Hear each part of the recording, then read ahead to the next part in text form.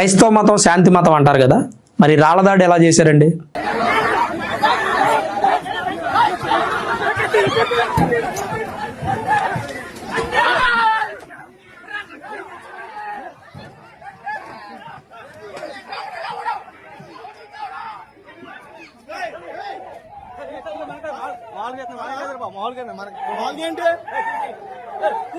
క్రైస్తవ మతం శాంతి మతం కాదని ఒప్పుకోవాలి, లేదంటే రాళ్ళదాడి చేసింది క్రైస్తవులు కాదని ఒప్పుకోవాలి. ఈ రెండు అంశాల మీదే ఈరోజు ఆకివీడిలో జరిగినటువంటి ఘటన గురించి మనం మాట్లాడదాం. హాయ్ ఫ్రెండ్స్, అందరికీ నమస్కారం. నేను మీ రామ్. ఉండి నియోజకవర్గం ఆకివీడిలో జరిగినటువంటి ఘటన మీరు అందరూ చూసే ఉంటారు. డిప్యూటీ స్పీకర్ రఘురామకృష్ణంరాజు ఆ ప్రాంతంలో ఉన్నటువంటి ఒక పాడుబడిపోయినటువంటి రామాలయాన్ని పునర్నిర్మించాలనే ప్రయత్నం చేస్తున్నారు. ఎప్పటి నుంచో ఈ వాగ్వాదం నడుస్తూ ఉంది.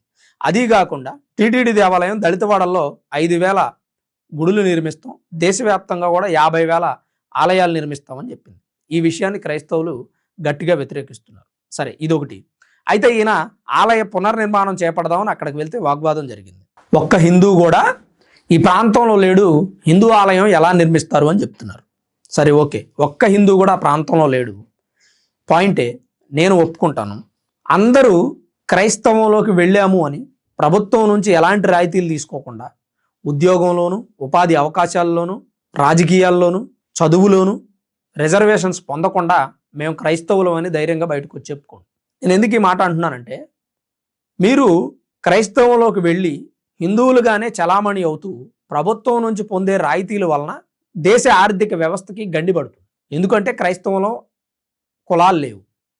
మరి ఇక్కడ హిందూ మతం కానీ, బౌద్ధ మతం కానీ, జైన మతం కానీ అనుసరిస్తేనే మీకు ప్రభుత్వం నుంచి వచ్చేటువంటి రిజర్వేషన్స్ అన్నీ ఉంటాయి. ఇది రాజ్యాంగంలోని షెడ్యూల్డ్ క్యాస్ట్ 1950 యాక్ట్ క్లాజ్ 3 ప్రకారం వర్తించేటువంటి విధానం. మరి దాన్ని అనుసరించట్లేదు కదా. సరే, రఘురామకృష్ణరాజు గారు ఆలయం కడతా అంటే వ్యతిరేకిస్తున్నారు.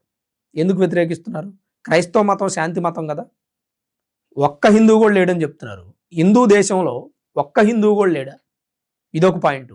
ఈ దేశంలో 100 కోట్ల మంది హిందువులు ఉంటే ప్రశాంతంగా వచ్చి మత ప్రచారం చేసి చాలామందిని హిందుత్వం నుంచి క్రైస్తవంలోకి తీసుకుపోయారు. సరే, బ్రాహ్మణులు అణిచివేశారని చెప్పారు, వివక్షత చూపించారని చెప్పారు, హిందూ ఆలయాల్లోకి దళితులను రానివ్వరని చెప్పారు. సరే, అవన్నీ చెప్పి మతాలు మార్చారు. ఓకే, హిందూ మతం నుంచి క్రైస్తవానికి వెళ్ళిపోయారు. వెళ్ళిపోయిన తర్వాత అయినా మీలో మీరు బాగుంటున్నారా? క్రైస్తవంలో ఉన్నటువంటి వ్యక్తులకి కులాలు లేవా? మీరు కులాలు పాటిస్తున్నారు కదా. ఇప్పుడు బీసీలో క్రైస్తవులు ఉన్నారు, ఎస్సీలో క్రైస్తవులు ఉన్నారు, ఓసీలో క్రైస్తవులు ఉన్నారు. వీరు ముగ్గురు ఒకరిని ఒకరు వివాహాలు చేసుకుంటున్నారా? చేసుకోవట్లేదు కదా.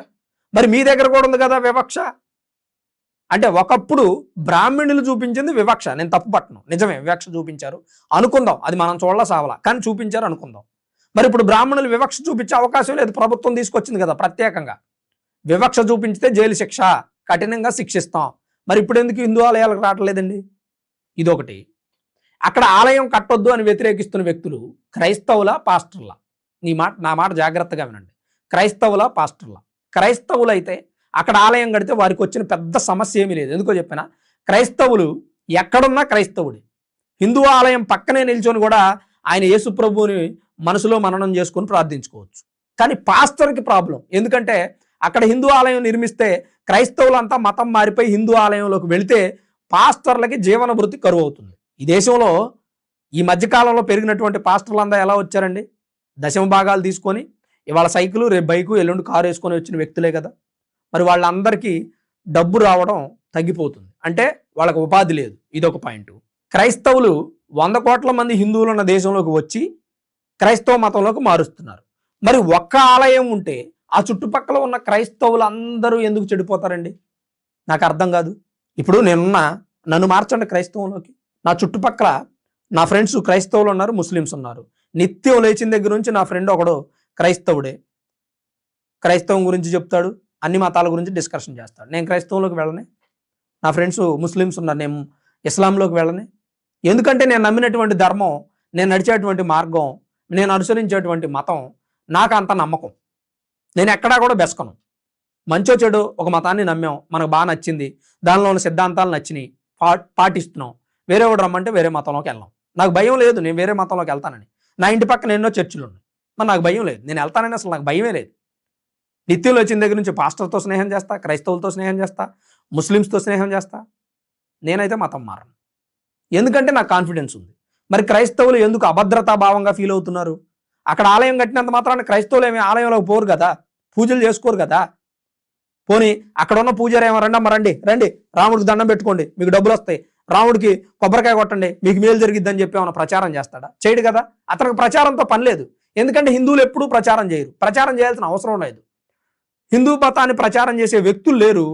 హిందూ బాబాలు కొంతమంది ఉన్నారు, కానీ ఒకడు అమ్మాయిలను పాడు చేశాడను, ఒకడు డబ్బు దోసుకున్నాడను, ఒకడు మోసం చేశాడను వెళ్ళి 3 నెలలు జైల్లో గడిపి మళ్ళీ వచ్చేస్తారు, మళ్ళీ మఠంలో కూర్చుంటారు. కానీ 10 మంది బాబాల్లో ఒకళ్ళో ఇద్దరు మంచోళ్ళు ఉంటారు. వాళ్ళు ఏం చేస్తారంటే ధర్మాన్ని రక్షించడంలో బిజీగా ఉంటారు తప్ప మతాన్ని ప్రచారం చేయడం వాళ్ళ పని కాదు. మతాన్ని ప్రచారం చేయడం వాళ్ళ పని కాదు. కేవలం ధర్మం మాత్రమే బోధిస్తూ ఉంటారు. మా మతంలోకి వస్తే మంచి జరుగుద్దని ఎవడో చెప్పడం. హిందూ మతంలో అసలు ఇంతవరకు జరగలేదు. మా దేవుణ్ణి నమ్ముకుంటే అద్భుతం జరిగిద్దని ఎవడో చెప్పడం. ఎందుకంటే హిందూ మతంలో హిందువులు దేవుణ్ణి నమ్మకంగా నమ్మి వాళ్ళ శ్రమ మీద ఆధారపడి బ్రతుకుతారు. మరి పాస్టర్లు అలా ఆధారపడి బతుకుతున్నారు చెప్పండి ఒక మాట. చాలామంది పాస్టర్లకు నేను మాట్లాడే మాట కోపం వస్తుంది. ఎంతమంది పాస్టర్లు చర్చి నడుపుకుంటూ వారి బిజినెస్లు కానీ పని కానీ చేసుకుంటున్నారండి? లేదు, చర్చే. సోమవారం ఒకళ్ళింటి దగ్గర, ఆదివారం ఒకళ్ళింటి దగ్గర, మంగళవారం ఒకళ్ళింటి దగ్గర, బుధవారం చర్చిలో, గురువారం వేరే చోట, ఇట్లాంటివి చేస్తూ ఉన్నారు. సరే, ఇప్పుడు ఒక క్రైస్తవుడు, నికార్సైన క్రైస్తవుడు 100 హిందూ ఆలయాలు చుట్టూ ఉన్న, 1000 మంది హిందువులు చుట్టూ ఉన్న తన మనసు మాత్రం మారకూడదు. ఎందుకంటే శాంతి మతం అలానే దేవుణ్ణి నమ్మినటువంటి విధానం బలంగా ఉండాలి. ఉంటే మారాల్సిన అవసరం లేదు, ఉంటే భయపడాల్సిన అవసరమే లేదు. అసలు మాది శాంతి మతం అని అంటున్నారు కదా, దాడి ఎలా చేశారండి? ఇప్పుడు యూదులు యేసు ప్రభును సిలువేశారు, చిత్రహింసలు పెట్టారు, ముళ్ళ కొరడాలతో కొట్టారు, రక్తం కారిపోతుంటే కారం అద్దారు, తీసుకెళ్ళిపోయి సిలువ మీద వేశారు ఆయన్ని. వేసిన యూదుల్ని యేసు ప్రభు ఎక్కడైనా శిక్షించాడండి? అస్సలు శిక్షించలేదు. ఎందుకంటే ఆయన శాంతికి ప్రతిరూపం అని చెప్తున్నారు. మనం చదువుకున్నటువంటి పుస్తకాలు కానీ బైబిల్ ప్రకారం కానీ యేసు ప్రభు అంటే శాంతి. ఈ శాంతి మతంలో ఈ హింస ఎక్కడి నుంచి వచ్చిందండి? హింసకు ఎందుకు పాల్పడుతున్నారు? ఈరోజు రఘురామకృష్ణరాజు గారి మీద దాడి చేశారు, డిప్యూటీ స్పీకర్. ఆయన హిందూ దేశంలో హిందూ ఆలయం కడతామంటే డిప్యూటీ స్పీకర్ మీద దాడి చేశారు. మరి ఇది ఎక్కడ విచిత్రం అండి? దేశం ప్రమాదంలో పడుతుంది అనడానికి ఎంతకంటే పెద్ద ఉదాహరణ కావాలా? అసలు ఒక హిందూ చుట్టూ చర్చిలున్నా తన ప్రమాదం వస్తుందని అనుకోడు, చుట్టూ మసీదులున్నా తనకు ప్రమాదం ఉందని అనుకోడు. ఎందుకంటే వాడు నమ్మిన మతం, వాడి విధానం అది. కానీ కొంతమంది హిందూ మతంలో ఉంటే నాకు కిరీటాలు నెత్తిన పెట్టట్లేదు, నన్ను గొప్పగా చూడట్లేదు, నాకు ఆస్తులు రావట్లేదు, అంతస్తులు దక్కట్లేదని క్రైస్తవంలోకి వెళ్తున్నారు. తప్పులేదు, నమ్మారు. నేను ఇక్కడ క్రైస్తవులు నేను తప్పు పట్టట్లేదండి, కానీ జరిగినటువంటి అక్కడ విధానాన్ని తప్పుపడుతున్నా. అక్కడ జరిగినటువంటి పొరపాటు ఏంటంటే, రఘురామకృష్ణరాజు గారు ఆలయం నిర్మించడానికి వచ్చారనుకోండి, ఆ నిర్మించుకోండి, మాకెందుకు, మీరు నిర్మించుకుంటే మాకేమైనా ఇబ్బందా? మా క్రైస్తవులు ఏమైనా మీ గుళ్ళోకి వస్తారా? మాకేం ఇబ్బంది లేదు, నిర్మించుకోండి అంటే బాగుండేది.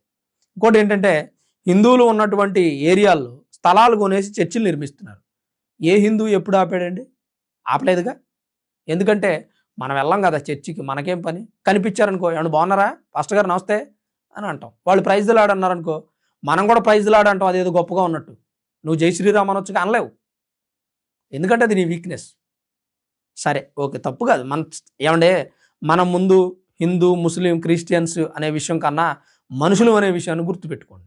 ఆ విషయాన్ని మర్చిపోవద్దు దయచేసి. హిందువులు గుర్తుపెట్టుకుంటున్నారు, అందుకే క్రైస్తవుడి దగ్గరికి వెళ్ళి కేకు తింటున్నారు, ముస్లిం దగ్గరికి వెళ్ళి హలీం తింటున్నారు. మరి హిందువులు పిలిస్తే ఎంతమంది వస్తున్నారండి? నాకు అర్థం కాదు. దేశంలో జరుగుతున్న చిత్రం ఇది. హిందువులు పిలిస్తే ఎంతమంది వస్తున్నారు? నీ పండక్కి పిలువు ఒక క్రైస్తవుడిని. ఇవాళ శ్రీరామనవమి కదా, ఆ రామామ పానకం తాగుదు కానీ లేకపోతే వడపప్పు తింది కానీ రా అని పిలువు. ఏ ముస్లింలో ఏ క్రైస్తవుని రారు. అమ్మో వద్దు. అసలు ఇంకా విచిత్రం ఏంటంటే, చర్చిల్లో హిందువులతో మాట్లాడొద్దు, హిందువులతో స్నేహం చేయొద్దు, హిందువుల దగ్గర కొనొద్దు అని ట్రైనింగ్ ఇస్తున్నారంట పాస్టర్స్. స్వయంగా క్రైస్తవులు చెబుతున్నారు ఈ విషయాన్ని. ఒక ఆమె మొన్న చెప్తుంది, నేను యూట్యూబ్లోను, ఫేస్బుక్లోను, ఇన్స్టాలో చూసా. అంటే ఎంత విచిత్రంగా మారిపోయింది దేశం. ఇది హిందూ దేశం. ఈ దేశంలో చొరబడ్డారు, మతాలు మార్చారు, క్రైస్తవులుగా కొంతమందిని మార్చుకున్నారు, మీ జీవన భృతి సిద్ధం చేసుకున్నారు, మీకు ఉపాధి లభించే విధంగా సెట్ చేసుకున్నారు. తప్పు కాదు. కానీ ఆ క్రైస్తవుల్ని అలా నికరంగా ఉంచండి. వాళ్ళని కూడా అభద్రతా భావానికి లోన్ చేయొద్దు. గుడి నిర్మిస్తే మీరు గుళ్ళోకి వెళ్ళిపోతారు, చర్చికి రారు అనే భయం పాస్టర్కి ఉంది, కానీ క్రైస్తవులకు ఉండకూడదండి. ఎందుకంటే క్రైస్తవులు బలంగా నమ్మిన తర్వాతే బాప్తిజం తీసుకున్నారు. క్రైస్తవులు బలంగా నమ్మిన తర్వాత ఆ మతంలోకి వెళ్ళారు. మాది మతం కాదు మార్గం అని చెప్తా ఉన్నారు. మార్గం అంటే ఏంటి? గుడి నిర్మిస్తే దాడి చేయడం మీ మార్గమా? గుడి కడతా అన్న వ్యక్తి మీద రాళ్ళ దాడి చేయడం మీ మార్గమా? మేకులు కత్తులతో దాడి చేయడం మీ మార్గమా? ఇప్పుడు అతన్ని మేకులతో కొట్టారండి, మేకులు తల్లో దిగినాయి. అతనికి జన సైనికుడు అంట అతని పేరు ఏదో ఉంది. మరి ఇంకో అతన్ని కత్తి తీసుకొని ఈ మీద చీరారంట. ఇదేనా శాంతి మతం అంటే? నేను ఇందాక చెప్పినట్టు క్రైస్తవం శాంతి మతం కాదని ఒప్పుకోవాలి. ఒకవేళ శాంతి మతం అయితే దాడి చేసిన వాళ్ళు క్రైస్తవులు కాదని ఒప్పుకోవాలి. ఎందుకంటే క్రైస్తవులు దాడి చేయరు. ఒకవేళ దాడి చేశారంటే వాళ్ళు క్రైస్తవులు కాదు. ఎందుకంటే ఈ రకమైనటువంటి హింసకు పాల్పడి ఏం మెసేజ్ ఇస్తారు మీరు క్రైస్తవులకి? నేను రావాలండి ఇప్పుడు క్రైస్తవంలోకి, నన్ను తీసుకెళ్ళండి క్రైస్తవంలోకి, ఏమని చెప్పి తీసుకెళ్తారు? గుడి నిర్మిస్తే చంపేయటమే మనం క్రైస్తవులు చేసేది, కొట్టడమే మనం క్రైస్తవులు చేసేదని నన్ను తీసుకెళ్తారా? వద్దండి, నా ఫ్రెండ్స్ ఒక నలుగురు క్రైస్తవంలోకి వద్దాం అనుకుంటున్నారు, వాళ్ళకి ఏం చెప్తారు మీరు? ఏం మెసేజ్ ఇస్తారు? యేసు ప్రభుని చిత్రహింసలు పెట్టి సిలువను వేసిన యూదుల్ని శిక్షించలేదు, కానీ భారతీయులను శిక్షిద్దాం, మనం హిందువులను చంపేద్దాం, హిందూ ఆలయం నిర్మిస్తా అంటే దాడి చేద్దాం అని చెప్తారా? స్వయంగా ప్రభుత్వమే నిర్మిస్తానన్న ప్రభుత్వం మీద కూడా దాడి చేద్దామని మెసేజ్ ఇస్తారా? అసలు శాంతి మార్గం మాది మతమే కాదు మార్గం అని చెప్పినప్పుడు ఆ మార్గంలో కళ్ళు మూసుకొని ప్రార్థించుకోవాలి తప్ప దాడి చేయటం ఏంటండి? అంటే క్రైస్తవులు దాడి చేయడం తప్ప ఇంకేమీ రాదు, వాళ్ళు అదే చేస్తారని ప్రపంచానికి చెప్తున్నారా మీరు? క్రైస్తవుల పరువు తీస్తున్నారండి. చాలా మంది శాంతంగా ఉండే క్రైస్తవులు ఉన్నారు, చాలా మంచి మంచి క్రైస్తవులు ఉన్నారు, పాస్టర్స్లో కూడా మంచి వాళ్ళు ఉన్నారు, అద్భుతమైనటువంటి వ్యక్తులు ఉన్నారు. మంచిని చెప్పి రూపాయి తీసుకోకుండా వాళ్ళ సొంత డబ్బులతో సేవ చేసే వ్యక్తులు ఉన్నారు. ఎన్నో క్రైస్తవ మిషనరీలు ఉన్నాయి, వాటన్నిటి పేరుని చెడగొడుతున్నారు. కేవలం కొంతమంది పాస్టర్లు వారి వృత్తి కోసం, వారి ఉపాధి కోసం చేస్తున్నటువంటి కుట్ర ఇది. దీనివల్ల క్రైస్తవులకు చెడ్డ పేరు వస్తుందని నేనైతే అభిప్రాయపడుతూ ఉన్నా. మరి రఘురామకృష్ణరాజు గారి మీద దాడి జరిగింది, దీని గురించి మీరేమనుకుంటున్నారు? హిందూ ఆలయం నిర్మించొద్దని చెప్పి పెద్ద ఎత్తున అక్కడ 100 మంది క్రైస్తవులు పోగయ్యారు. దళితులమని చెప్పుకుంటున్న క్రైస్తవులు, వాళ్ళు దళితులు కాదు, ఎక్కడ నుంచో పిలిపించి ప్లాన్డ్గా దాడి చేశారని డిప్యూటీ స్పీకర్ గారు చెప్తా ఉన్నారు. దీని మీద కూడా మీ అభిప్రాయాన్ని కామెంట్ రూపంలో తప్పకుండా తెలియజేయండి. అలానే ఇప్పటి వరకు ఈ వీడియోని ఎంత ఓపికగా చూసిన మీ అందరికీ పేరు పేరున ప్రత్యేకించి ధన్యవాదాలు.